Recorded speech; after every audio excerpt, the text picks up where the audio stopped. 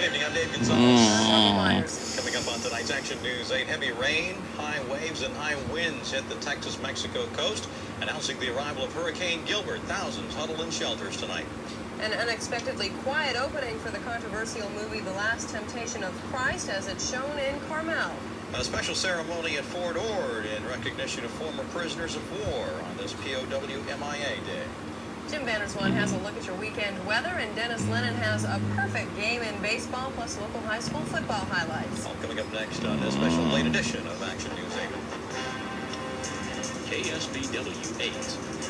The news starts now. From the most watched station on the Central Coast, Margo Myers, Dave Gonzalez, Jim Vanderswan weather, Dennis Lennon sports. Count on Action News 8. Good evening. Nice to have you with us tonight. After killing at least 66 people and causing billions of dollars in damage, Hurricane Gilbert continues to move through northeast Mexico and southwest Texas, the storm packing winds between 60 to 100 miles an hour. While Mexico is suffering the most, heavy rains and wind gusts have been battering Brownsville, Texas. Fire crews are working to clear power lines ripped down by fallen trees.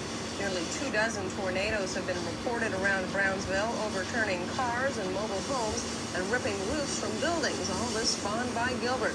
While there's plenty of damage, it's deserted along the shorelines as floodwaters are covering roads.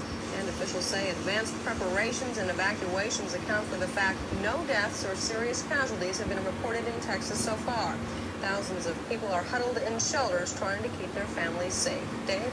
Meanwhile, at least 17 people are dead on the Yucatan Peninsula after the hurricane moved through that region. About 300,000 people are homeless tonight in Yucatan State, and 10,000 more are homeless in the town of Campeche on the west coast of the peninsula. The mayor of Cancun says some 11,000 tourists and residents were evacuated from beachfront areas before the full force of the storm hit early Wednesday morning. Power and communications are still out tonight. Transportation has only been partially restored. And in Jamaica, where the hurricane struck 4 days ago, life is being reduced to finding clean water, something to eat, and a dry place to sleep.